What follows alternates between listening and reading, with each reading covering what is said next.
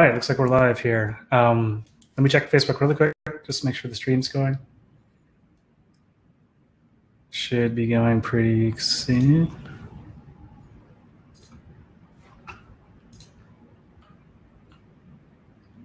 Cool.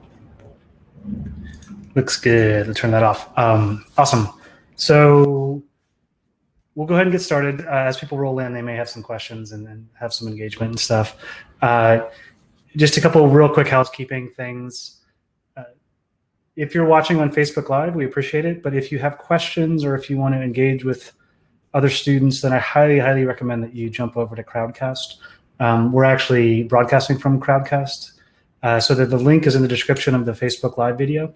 And the main reason for that is that I can't, I'm not smart enough or on top of things enough to monitor multiple chat streams at one time. So if you can come over to Crowdcast, that's fantastic. There's also, if you have a question, you can hit the ask a question button. I'll be sure to do that. Also, feel free to just put it in the chat in Crowdcast as well, and I'll be happy to address any questions about the things that we talk about. So first of all, I just want to welcome everybody to, again, this is the second episode of Portfolio Fundamentals Live. We're doing this in preparation for the online course that I designed. That's Portfolio Design Fundamentals, which is going live tomorrow. So if you have interest in that, or if you have questions about that, then feel free to ask as well. And we'll talk a little bit about that. But today we're going to focus on a very specific kind of thing, which is, of course, editing your portfolio. Before we do that, let me introduce myself. My name is Jeff Tyack. I am an artist and an educator, a photographer, a designer, information science dork. I live and work in Brooklyn, New York. This is my studio here in the Navy Yard, which, by the way, if it gets really loud outside, if you hear weird banging or chainsaws and things like that, my studio is just above an active boat dock in the Navy Yard, so it can get a little loud sometimes. Hopefully the sound is fine, and if it's not, let me know in the chat as well. But so we're, again, today going to be talking about one of my absolute favorite things to talk about within the context of portfolio design, and that is the editing process. It is one of the most stress-inducing, anxiety-causing, opaque aspects of portfolio design for most creatives. There's reasons for that, and we'll do our best to kind of cut through some of that, just to give you a framework, give you a mindset that will hopefully help reduce that anxiety, to reduce that stress, and to give you a real clear understanding of how to leverage your work, how to leverage your expertise and knowledge visually in a way that's going to, again, allow you to achieve the things that you want to achieve. This is one of those skill sets that is learnable. It is super, super valuable. If you can learn how to edit visual stuff, visual language, visual culture effectively, how to curate, sequence, edit, communicate using this stuff, there are all kinds of applications that transcend even the portfolio. So if you think about creating a gallery show, that skill set is going to be useful for that. If you talk about publications and magazine stuff, and even just curating and editing an Instagram feed, it's one of those real fundamental kinds of skill sets that can be useful in all kinds of ways. It's also one of those things, the more you do it, the better you get at it. And the more you do it, you also start to get a more intuitive sort of sense of visual language and the way that visual things work together to, again, communicate and to express things that singular items just do not have the ability to do. And we'll show some real specific examples of that. So I hope today's conversation is interesting. I hope it's useful for you. If you are watching this in the future, a recorded version of it, I do ask that you ask questions. You can either ask via email directly, or if you come to Artnerd Society, please don't hesitate to pick my brain about any of the stuff I talk about, or tell me that I'm an idiot and that I'm all wrong about this stuff too. That's fine. I look forward to the conversations that kind of surround this stuff. So again, hopefully today's conversation will be useful, hopefully it'll be interesting. And we're going to, I hope, answer a lot of questions and create a framework and a foundation for people that will, again, decrease their anxiety as they try to build portfolios, as they try to design their portfolio, no matter what the context. Again, this skill set is useful for applying to art school, to grad school, to getting gallery shows, to getting work, to doing it for fun.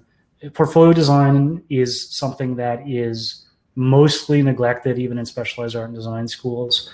And even when it's taught, a lot of time it's not taught very well, and that includes the editing part of that. So this will be one small section of the larger sort of portfolio design picture, but I'm hoping it'll be useful and valuable to you.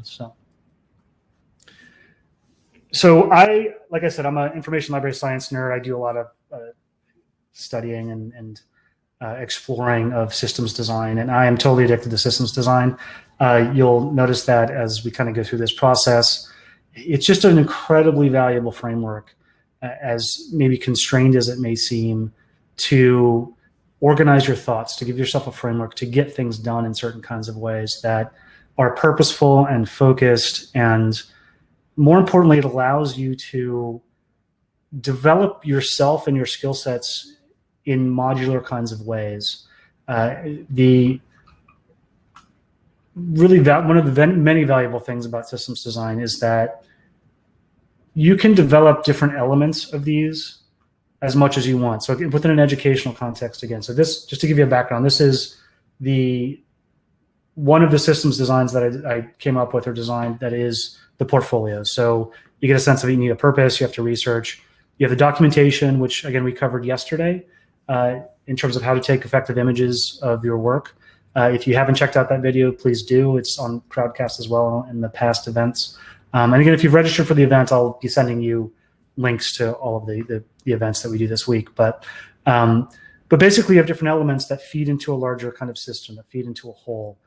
And my contention, my argument is that your portfolio isn't just your work. It's a system, essentially, that combines a lot of different elements, that combines a lot of different things, whose function is to essentially communicate something about you to an audience or to a client. That is the essence of what a portfolio is. It is not your work. It is not the editing of your work. Again, those are all different elements within a portfolio. So today we're going to be talking about a very specific sort of element of that, and that is the curating sequencing here. This can also be called editing sometimes. Let me go with this here. Terrible with my mouse. So anyway, we'll skip that actually. Wacom tablet fail. But you get the idea. So this is sometimes called editing, but again, this is an important part of the whole dynamic. And unfortunately, a lot of people, when they're designing their portfolio, when they're doing what they need to do to, again, try to achieve some goal, whether it is to get a job or to get into school or any of that, is they kind of go from documenting, sometimes badly, straight to presentation. So they just upload it. They don't think about any of the stuff in between. They don't do research. They don't do any of the editing effectively. They may group stuff a little bit, but they generally don't do a very good job of it. And a lot of times it's just because it's kind of an opaque process and it's not taught very well usually. And we're going to take care of some of those basics today. Within the portfolio design course that's going to be going live tomorrow, we cover all of these things. So we cover how to research, how to document your work, how to edit and sequence effectively, how to present it digitally or in person, kinds of a thing, how to do audience research in effective kinds of ways so that you can, again, accomplish the things that you want to accomplish using your work and leverage your work effectively overall. So so if you're interested in that, I definitely encourage you to. There's actually a button on the bottom of Crowdcast if you want to check out the sales page on that. You can sign up for the waitlist today, but again, it'll be going live tomorrow. So let's get into it. Let's get into curation, sequencing, and editing, and all that good stuff.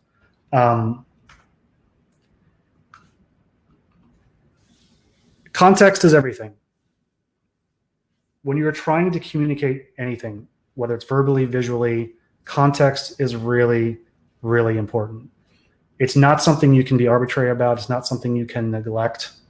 This is a good example that you kind of get the point, again, in terms of context of verbal versus visual communication. Really poor sort of article placement next to the picture of the guy grilling mystery meat. Another really good one. where, again, as human beings, as the ultimate kind of pattern seekers, we voluntarily and more often than not involuntarily make connections. We seek patterns, both verbally, both visually, instinctually. There's all kinds of reasons for that we won't get into, but it goes deep. It goes well with basically deep into our mammalian brain in terms of we look for patterns. We look for similarities. And it's not something that can be helped. One of the reasons that visual language is as powerful as it is because of this. It's why it's instinctual, and it's very different than verbal language, even though they have a lot of overlaps and a lot of connections. Music is audio kind of literacy, is a different kind of literacy that, again, taps into some of those real fundamental kinds of things. So today we're going to be talking a lot about some of those fundamental literacy kinds of concepts that are used in all kinds of visual expression. And they're used particularly heavy in design, and they're taught a lot in design because it's really, really important to understand as best you can what an audience or what a client is not just looking for, but how they perceive things visually. And there's cultural elements that go into this, but even below that, there's fundamental kind of psychological and intuitive kinds of things that go into this that we can harness essentially to do the things that we want to do when we're leveraging work, whether in a portfolio context or in even just a self-expressive context. And we'll show some interesting examples of that. So this is an example I use in my portfolio design class a lot. This is a photographic series, obviously. And I want you to just take a second and look at it and look at the relationship between the images and think in terms of what these images are about. Think in terms of what the sequence of images is communicating. What's the content here? What is the purpose? What is the meaning of this series of images? And next, I just want you to isolate the images a little bit and think about this middle image for me. And think about what that image is intended to express. What's it intended to mean to a viewer? Why did the photographer take that image? What was he trying to communicate? What was he trying to explore?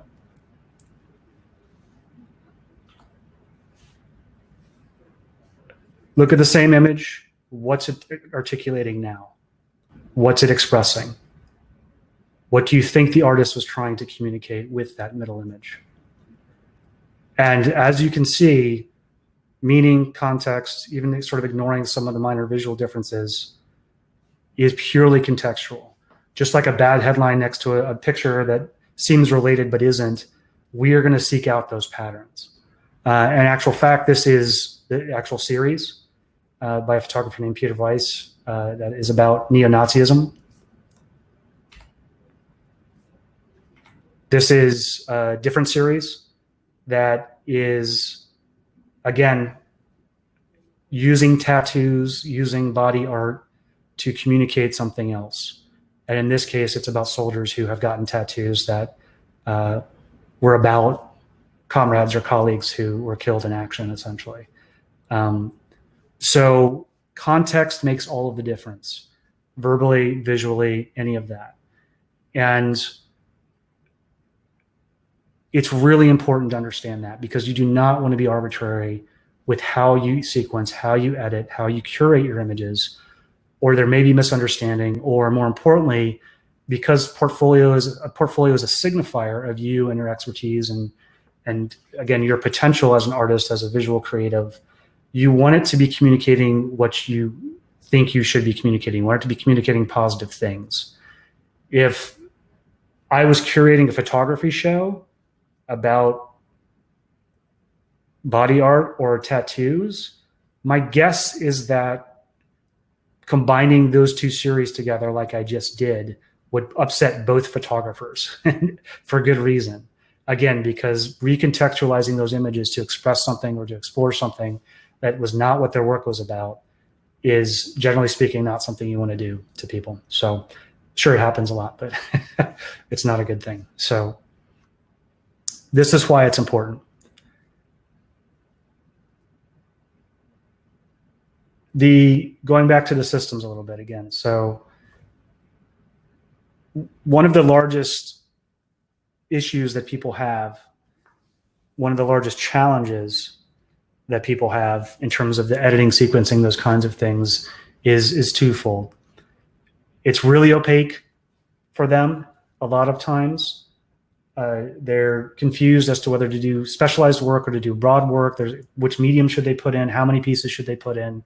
They're looking for answers in all those kinds of things.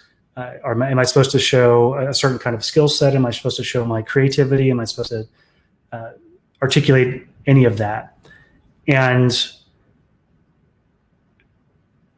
more often than not, that opacity is caused because they haven't done their due diligence.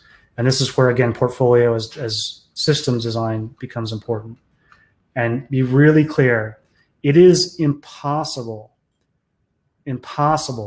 to edit, curate, and sequence your work effectively for a portfolio if you haven't done your research and if you haven't decided on a very specific purpose.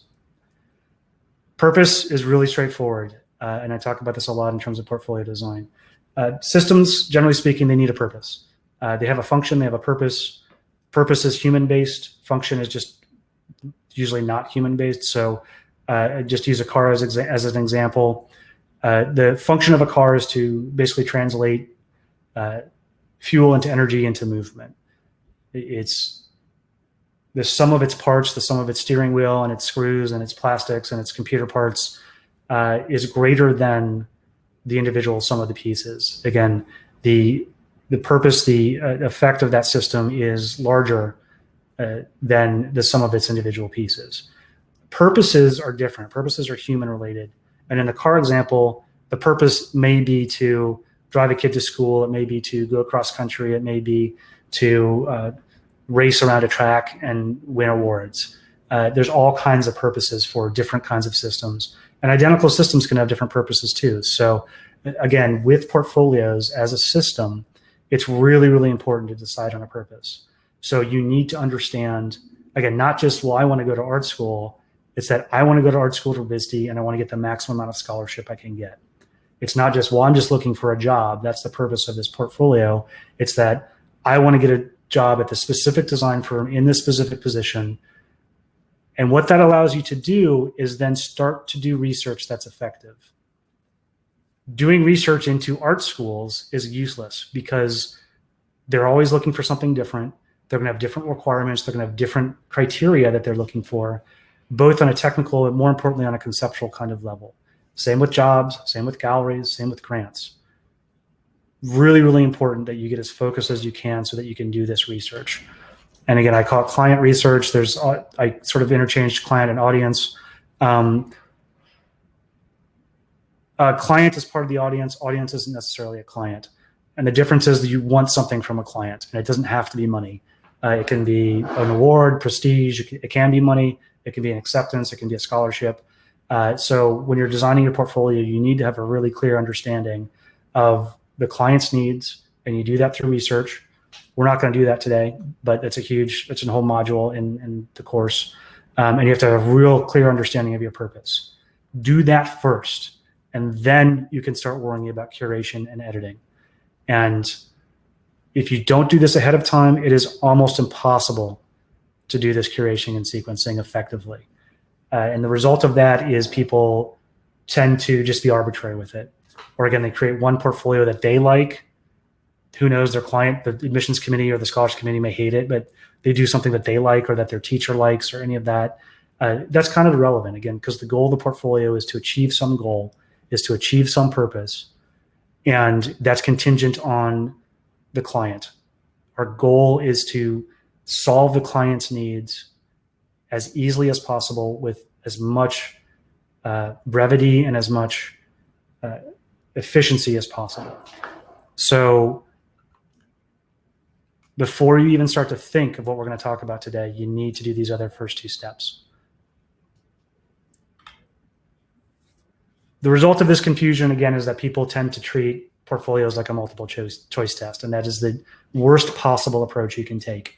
And what I mean by that is, I call it sometimes the homework mentality with portfolios as well, is that they think it's a singular kind of test that if I put this piece in and put this piece in and this piece out, that's correct, or that's wrong, maybe. And that's not how portfolios work. There's a much sort of more substantial fluidity to it, that even if you do have an understanding of your client's needs and what they're looking for, you have to understand that there is no right or wrong with any of this. There's going to be strengths, there's going to be weaknesses, there's going to be things you can control, there's also going to be a lot of things you can't. So all you can do is kind of experiment, to play around with it as much as possible, to use your skills, to use, again, some of the things we're talking about today, to attempt to solve the client's needs as quick as possible. And I'm just going to go back and focus on client's needs really quick, what I mean by that, just to expand on it. Again, I worked in admissions for a very long time, about 15 years as a gatekeeper at Pratt Institute. Saw thousands and thousands of portfolios. And more often than not, students, again, made portfolios about them. That's fine. Sometimes that can work, sometimes it doesn't.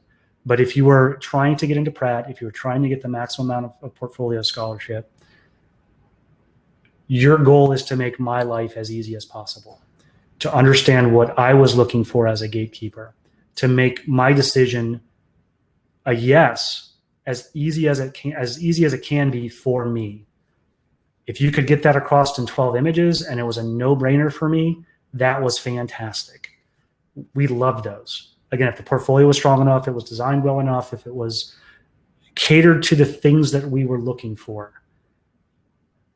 bam, done, admitted, maximum scholarship, tens of thousands of dollars over 4 years, more than someone who didn't take that approach. This is true for HRs out there. It's true for creative businesses. It's true for any kind of thing you want to do, any kind of thing you want to use that. And again, editing and sequencing is a huge part of that.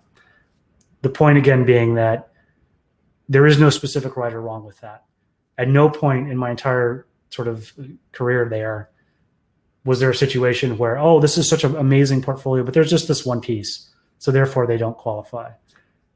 Or they put this thing in the wrong way or whatever. Again, it's a much more fluid, it's a much more abstract, it's a much more kind of overarching thing that you're going for. And again, the essence of it is to communicate something about yourself. It's something that I want to know as a gatekeeper, something that the gatekeeper needs to know about you so that they can give you as easy and as strong a yes as possible, whether it's buying a piece of work or getting a job or getting into school or any of that. So hopefully this makes sense again. And this isn't your fault. Again, this is how it's taught most of the time. AP Studio being the worst a lot of times in high school, but it's also taught this way in college, where people are terrified of failing. They're terrified of making a mistake, not just with their portfolio, but their work in general. And that's not how this stuff works. You're way off if you're approaching it in that kind of failure way. There is no specific failure. It's all contextual. Something that you or your teacher hates may be the exact thing that the gatekeeper is looking for. And you don't know that until you do your research. You don't know that until you delve into the client needs a little bit. So that's also why when we're photographing work, photograph everything, don't edit ahead of time, even if it's unfinished. So one very, very useful tool that is sort of essential for portfolio design. It's very essential for visual design in general, and then it's also very useful for self-expression, for, again, getting a control of any kind of visual language, essentially, is gestalt theory, which is, again, it's a theory that was, I guess, designed, or discovered is probably not the right word, but it was studied heavily in the early 1900s by German psychologists. And it's a descriptive kind of thing. It's not prescriptive. It doesn't tell us why we do this, but they've done all kinds of studies in terms of how we visually interpret stuff and some of the phenomena and some of the things that happen as we do. And it's sometimes also called the theories of grouping, which will make sense as we kind of go through this. But and one of the primary elements of Gestalt theory, again, is the law of pregnance, which is essentially humans interpret complex images as simple and complete.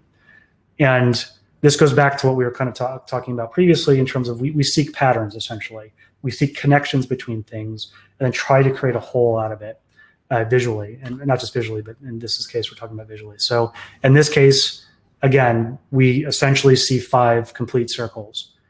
We don't, immediately kind of look at these arches. We're not looking at all these separate arches.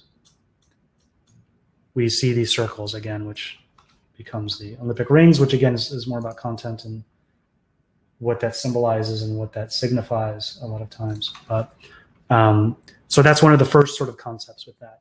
And just as a side note, I'm going to be sending everybody who registered for any of the events this week, I'm going to be sending slide lists and resource lists and stuff. So I don't feel like as you're watching this, you really need to take notes or anything like that. So I'll be sending you a PDF with all this stuff. So just enjoy my voice, I guess.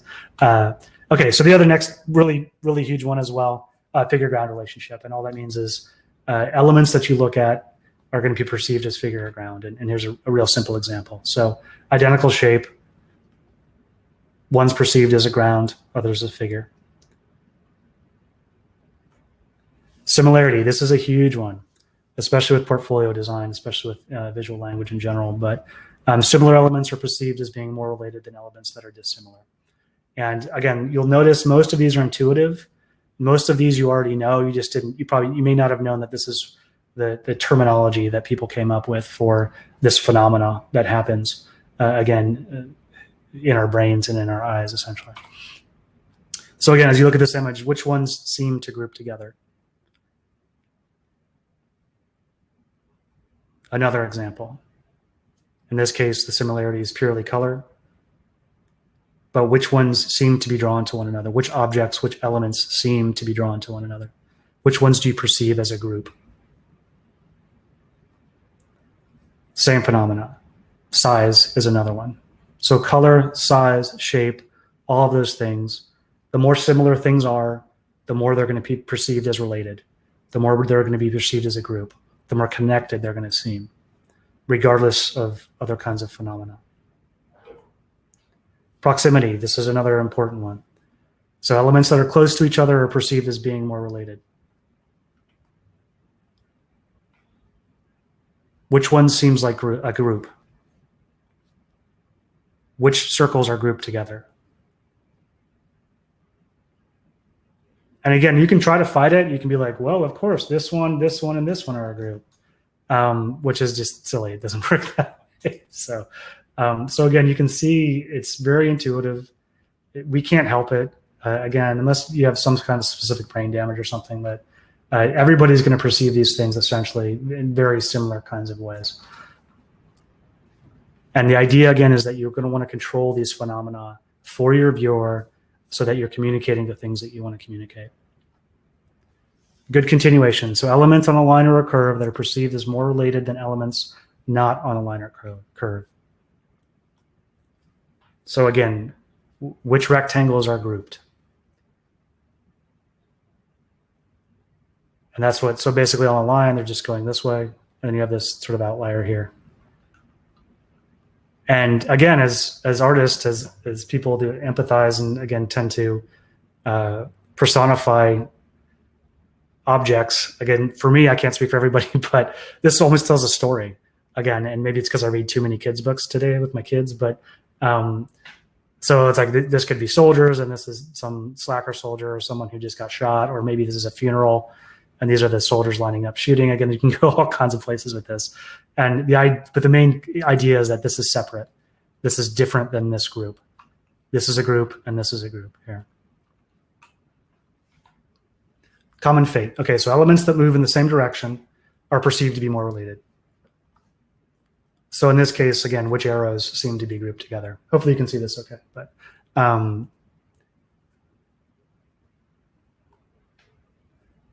uniform connectedness, elements that are connected and perceived as more related than elements with no connection. There's a couple different ways you can use this. You can draw lines between things. One of the more common sort of examples people use is that they'll, again, evenly spaced, same object, same color, and you draw a box around it. And so again, name the two groups.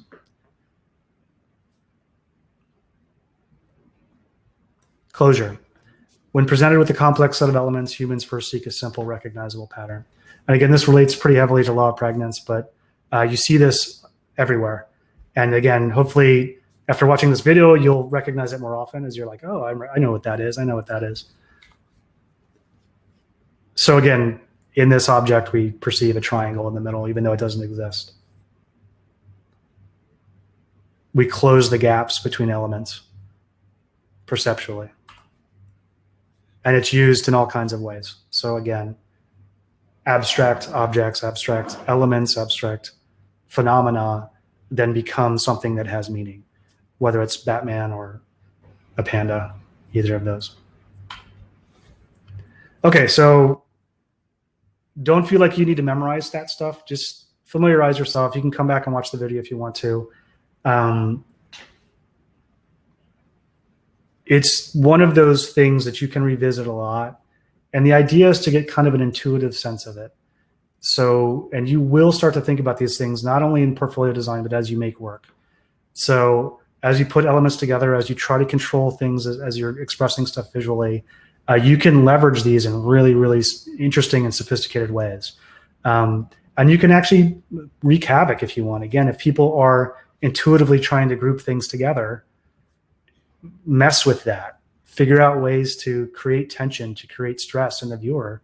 Again, you don't want to do that for your portfolio, obviously, but it can be a really interesting way to explore visual language on a conceptual level that, again, a lot of artists have done this in the past, but experiment with that, play around with that, see what kind of reaction you can get. If you want to create tension, if you want to create anxiety in an audience, there's ways to do that using some of these sort of fundamental things.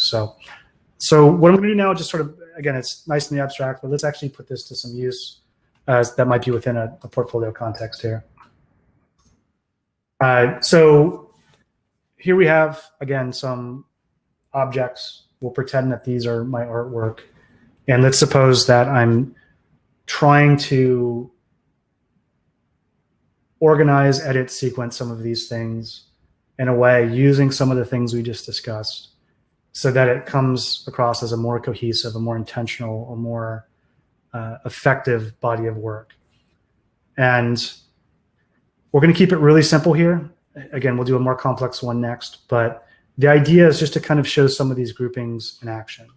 And the other really important thing to understand is that those different sort of theories, those different rules, do not work in isolation. They all are happening at the same time. And sometimes certain ones will overpower others. Sometimes others will sort of be put in the background. And the best way to figure that out is to kind of experiment a little bit. There's no hard set rule that says, well, similarity is more powerful than, again, proximity or anything like that. Again, it's much more contingent on a sort of use by use basis. And again, by the visual objects that you're kind of playing with. And again, because all of those things are kind of operating at the same time, as you experiment, you'll see that certain kinds of rules overpower one another.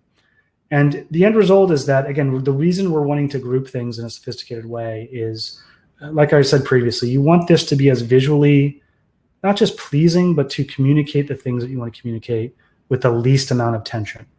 So use these rules, use these intuitive kinds of things that your viewer is going to be experiencing to, again, like I said, get them to say yes to your work, to you, to all those kinds of things. The goal is to decrease their tension, to decrease their resistance as much as possible. So real quick, even just looking at this sort of random group, you can see where things are starting to group together. And in this case, the color is probably the strongest phenomenon because you're dealing with really simple, very strong sort of color differences. So what I'm going to do is actually start sequencing these a little bit really quick, and you'll see how things kind of come together. So we're going to keep it really, really simple and just do it by color for now.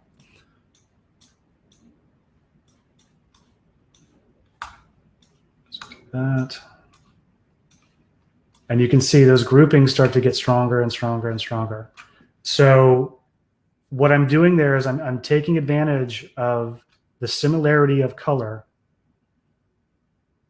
and now adding proximity to it so that the essence of those groups becomes stronger.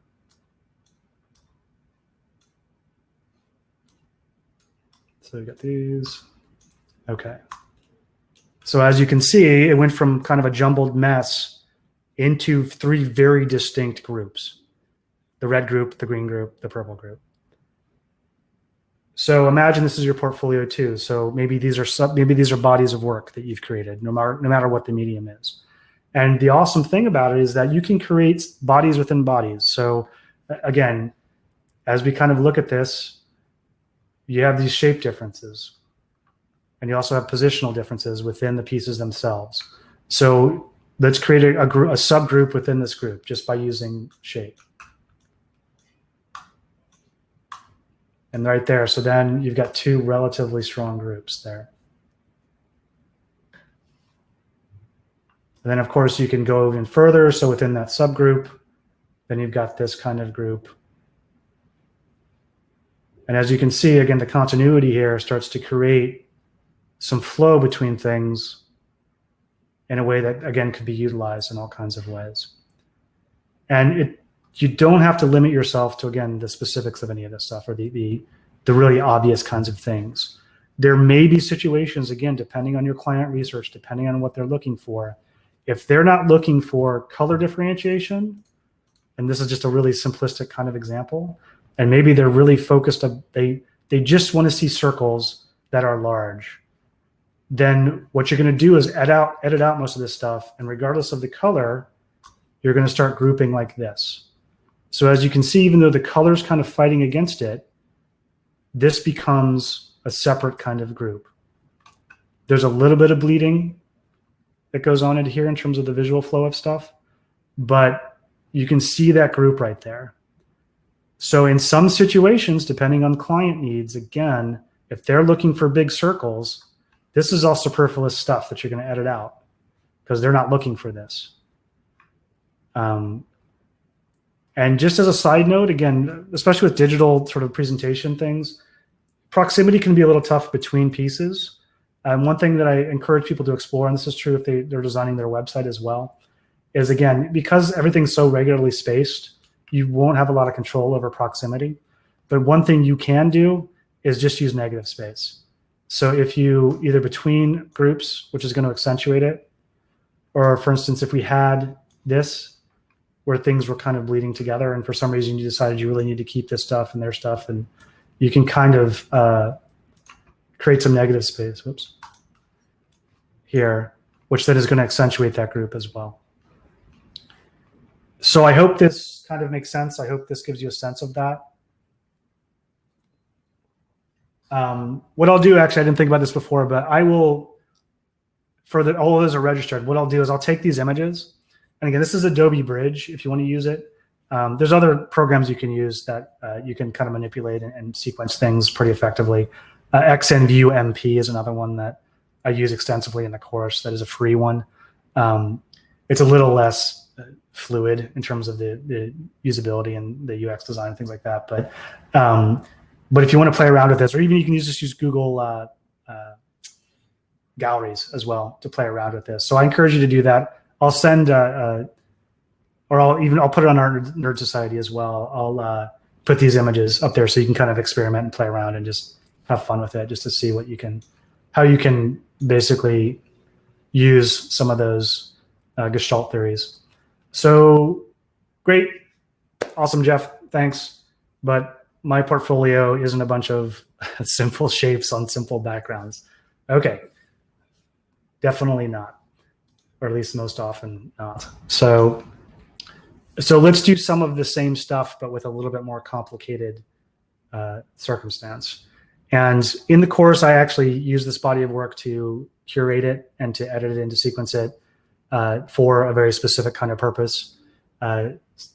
But for now, we're just going to do some real simple groupings with this because we're kind of getting long in the time period here a little bit. But so we've got a bunch of stuff. Suppose this is a year's worth of your work.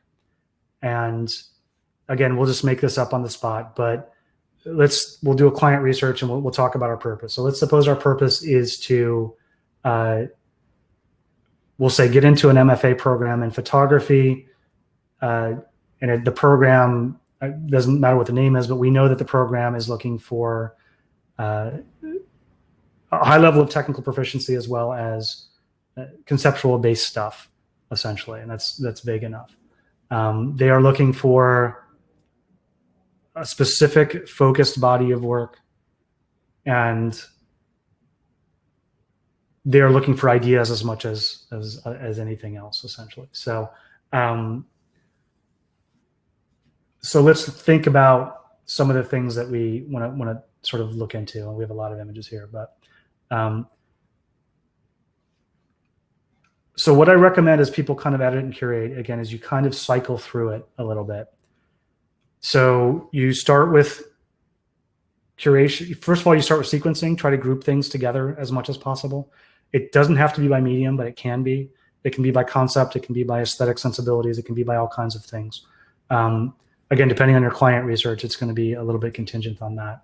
And then you eliminate, you curate, and then you sequence again, and then you curate, and you go through this cycle over and over again until you get to where you need to be. Do not think you're going to look at this kind of large body of work, edit it once, and be done. It is a process. It, again, is a system within a system again. And it is really, really important to take your time with it, to give thought to it, and also to give it some negative space, meaning that in between rounds, give yourself some psychological space or some time, and you will start to see connections that you didn't see initially. So again, if we're looking at this and just kind of see, I suppose we're just going to kind of start grouping things a little bit together. So again, we have sort of manual drawings here. We don't think they're going to be looking for that, so we could probably eliminate those pretty soon, but we're not going to worry about eliminating right now. We're just going to sequence. We have some observational drawing. Let's do that. Put those together. We have some figure drawing. We have some fashion design. We have some wearable design. So again, a lot of stuff that we probably won't need, but let's just group it together anyway. It looks like we have some architecture drawings, some industrial type drawings over here. We have some paintings.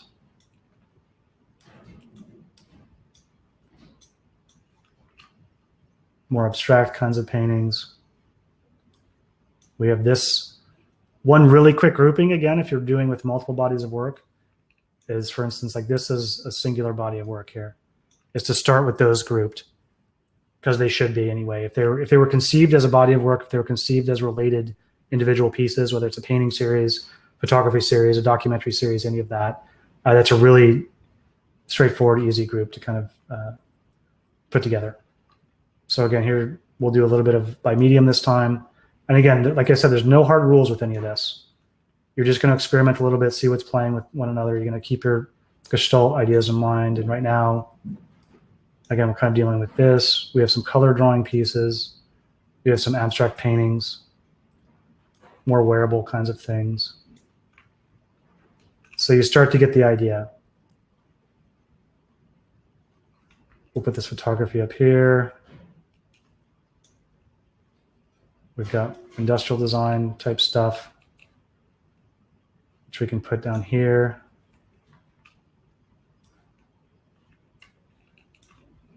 Move this down here.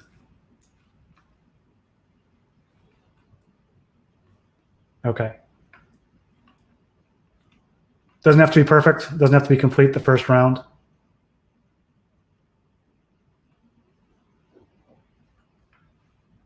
Move this down a little bit.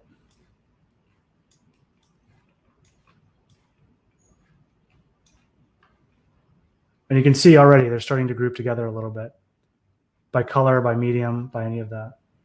And I can show you up here again as we get things narrowed down. So first round, again, don't be too stressed about it. Just kind of group stuff. And also don't be too anxious to get rid of everything. Just for time's sake, I'm going to eliminate a lot in this first round, but take your time with it.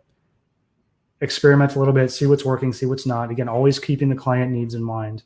Always keep in mind what they're looking for and what the work articulates to the client about you. So in this case, so again, our research tells us that they do want medium-specific portfolios, and we're applying to a photography program. So that makes the first round of editing very, very easy, which means that we can essentially pick the photography out.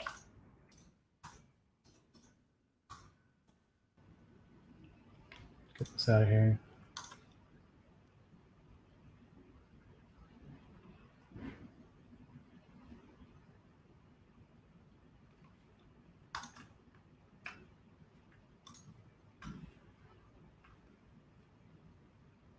So that's a very specific constraint that we're going to have to work with.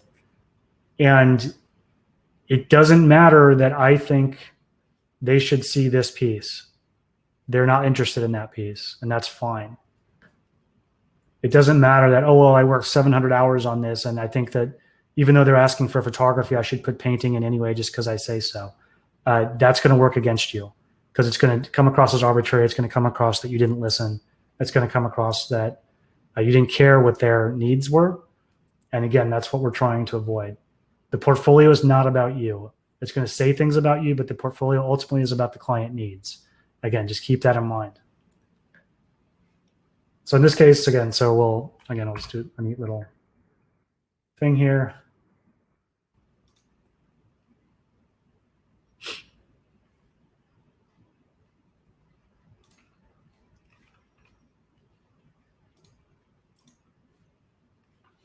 We're going to star those.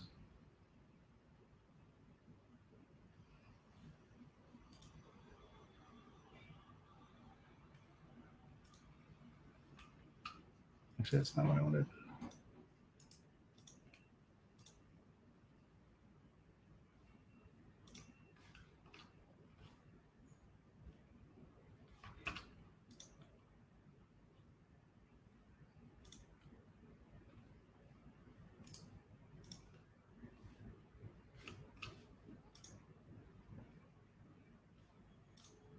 There we go. That's what I was looking for. So again, Bridge is great. You can do all kinds of cool stuff with it. But so we're just going to filter it into photography by doing that. So let's suppose there's another constraint. They need 3 to 5 images, and we're going to have to work with that essentially. So again, what might be some things that we're looking for. So again, that's where the research really becomes important. I'm not going to go into the details of research, but some things you can look for are what kind of students are they looking for? What kind of work are they looking for? What kind of student do they have already?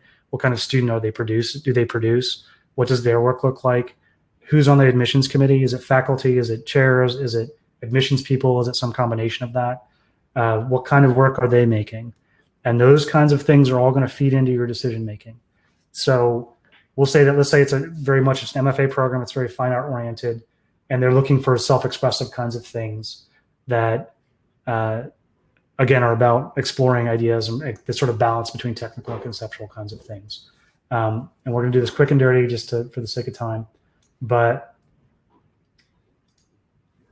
so as we look at this stuff, and we'll do the preview here, we'll enlarge this a little bit so you can see it. Let's start thinking about what kind of work expresses that, and more importantly, how that work relates to one another in that way.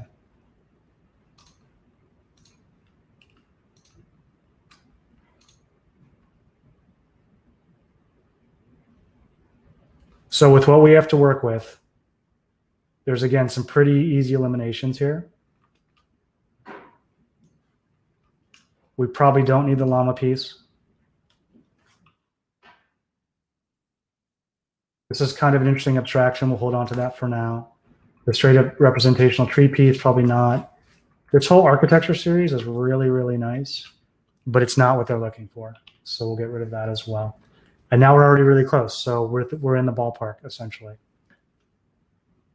And here's where, again, sequencing starts to come into play. So we have this interesting kind of multimedia piece. It's photography. It's also sculpture. It's also somewhat expressive. It's kind of abstract. And then we have this really narrative kind of piece as well. So here's kind of a tough decision. So they said 3 to 5. We're within the ballpark of that. But we have very distinct kinds of limitations here. And this is where you kind of have to make some decisions. These are obviously 2 different bodies of work. This one seems a little bit, and we'll pretend that this is 3. We've got 3 pieces and another 3 pieces. So this is really interesting. Again, they're kind of doing some narrative filmic language.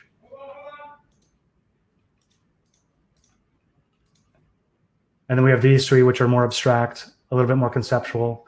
You could reference Frederick Sommer or other kinds of things like that. So At this stage, again, you're not going to be wrong ever with any of that. But this is where, again, a little bit of research might come in handy to figure out what kind of stuff they're really looking for.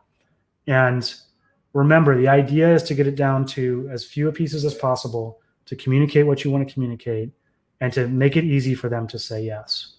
And there's no wrong decision with this, but my personal choice, which could be wrong, but it could be right, and again, you can't control all of it, would actually be to eliminate this.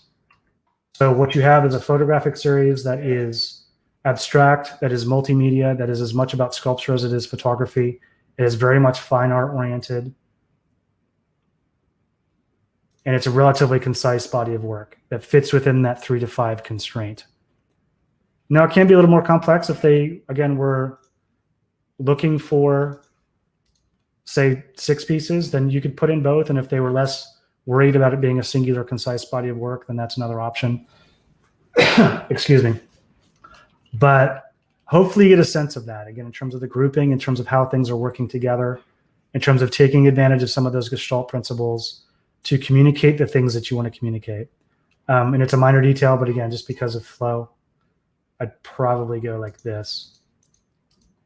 In actuality, I would separate these 2 images, unless this was intended, again, this isn't my work, but unless this was intended as a diptych, which maybe it was, I would separate these so that they're 3 distinct pieces and kind of experiment with the sequencing of that overall. And you can see how that becomes kind of interesting. Just as an example, again, of sequencing and how it can be a really interesting way to get things to flow together. We'll do this, and we'll just say, put them in a different category. But suppose, again, as you flow through, and the other piece wasn't quite as obvious, but again, try to make things flow together as much as you can. So again, there's some real obvious kinds of choices we can make here that start to make a little bit more sense. Actually, and you can, again, really experiment with it a little bit. And I'd probably go with something like this, although this might work as well. Actually, this probably works better. So that when things flow together, again, you create as much continuity, as much grouping, as much relationship as you can, both visually and conceptually. That kind of goes through that.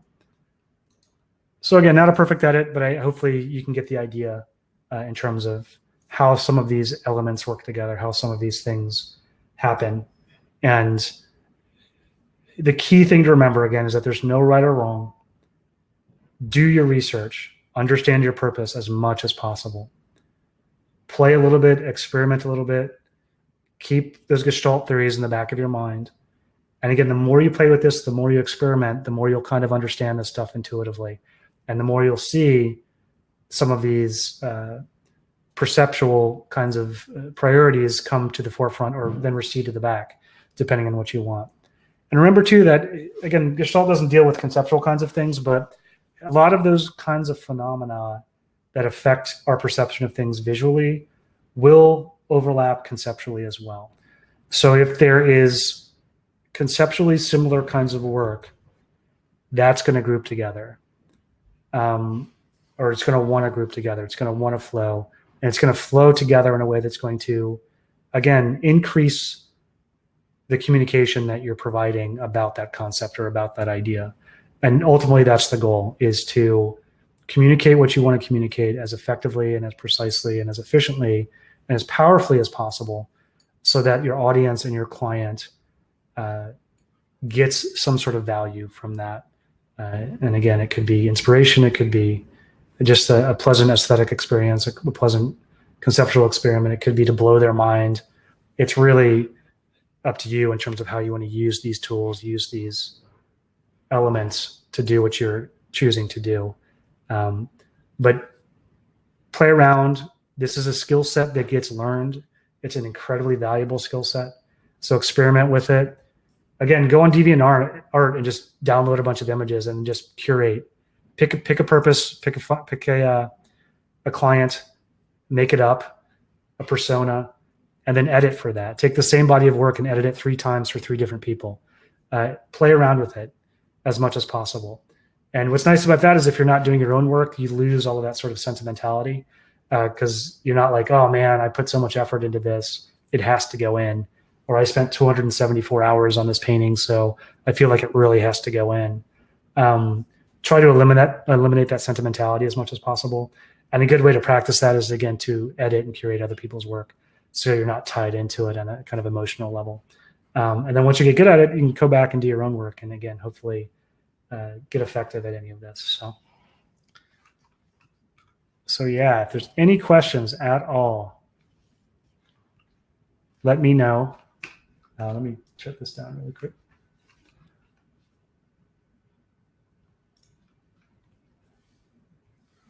And I really want to encourage you to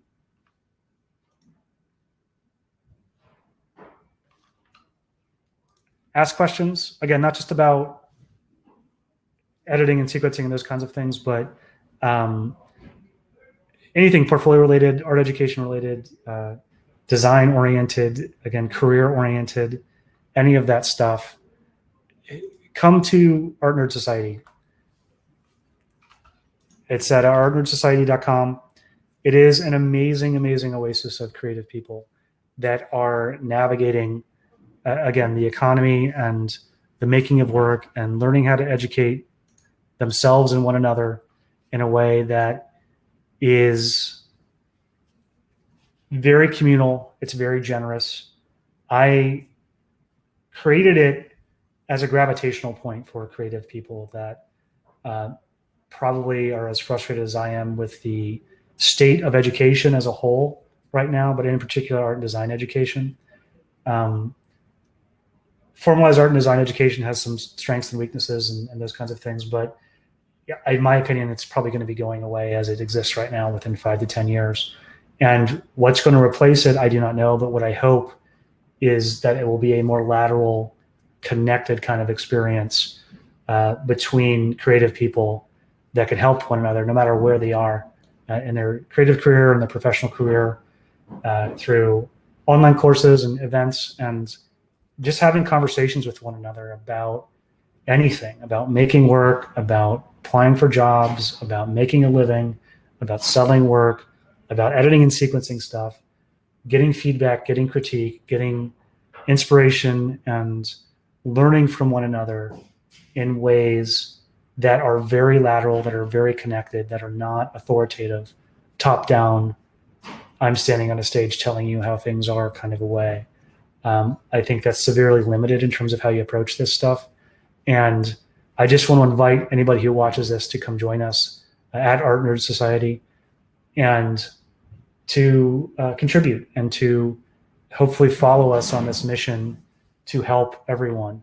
When I was a younger sort of artist, just getting started again, I was coming from a place without exposure or access to anything. I had terrible high school art education. In college, it was not much better, to be honest. Even in my MFA program, it was severely limited because it was designed to perpetuate itself. It wasn't designed to be student-focused. It wasn't designed to be student-centered. That was kind of a tangent, if you were lucky, to an institution and every single situation, more concerned with perpetuating its own existence instead of really helping students out in really effective and meaningful and authentic kinds of ways. And I'm hoping that Artnerd Society will develop in a way that will be the antithesis of that. Will be a way to engage with one another, to, again, make our work better, to make our lives and creative lives more connected and more fruitful in various kinds of ways. So if you have questions about this, about any of this, do not hesitate to ask on Artnerd Society. If you've registered for this, again, I'll be sending you an email probably over the weekend I'm just going to send the resources for all 3 workshops. There's another one tomorrow, which I'll talk about briefly, as well as the PDFs for the slides and any kind of external resources that I think might be relevant. So again, join us at Artnerd Society. And tomorrow, if you are interested in the online course, which is putting all of this stuff together from beginning to end. So everything from documenting work to deciding on a purpose, to doing your research effectively, to creating a digital archive of your work where you can actually find work using metadata and using tags and those kinds of things, to presenting work, whether it's through a website or through a digital submission platform. I hope you'll really take a look at the course and join us. It's a lot of this kinds of stuff. Again, we spent an hour just kind of touching on basics of that. But more importantly, going back to Artnerd Society, I think the really nice thing about it, the really thing that's going to be powerful, is the content. That's great. The courses, I spent a lot of time sort of putting as much knowledge and expertise as I could into these videos and assignments and those kinds of things, more traditional course-oriented stuff. But what's going to be really powerful is the access to the private group that is going to be people similar to you who are working on their portfolio, who are working on their creative lives and taking advantage of creative opportunities in ways that we can help one another. And it's been structured, it's been designed for not only current students, but also for alumni of the course to participate in. And the goal is to get a diverse group of people in there that can help one another, myself included, to, again, really create the professional and creative lives that they want to. And one of the most important parts of that is going to be the design and implementation of your portfolio in a multitude of contexts. It doesn't matter what medium you're focused in. It doesn't matter what kind of job you want to get. If you are focused on creating a living and creating a life, producing visual stuff that has value, that people gain benefits from in some way, and that maybe potentially they would pay you, or to again give you the things that you want to give, or help you accomplish the goals that you've set for yourself, then I think it's going to be an awesome gravitational point for that. And I'm hoping that it will help people, again, transcend a lot of this sort of nonsense in really positive ways, as well as reduce anxiety and reduce tension and reduce the stress that all of us feel as we try to explore and navigate some of this. And it will hopefully decrease the isolation that a lot of us sort of have to deal with when we deal with this stuff. Because, again, struggling with your portfolio is something that everybody does at every kind of level. And even if you're just getting started, you can help other people, even just through asking good questions, and even just through sharing things and being transparent about what you've learned. So thanks again for watching. I appreciate you participating. I appreciate you contributing.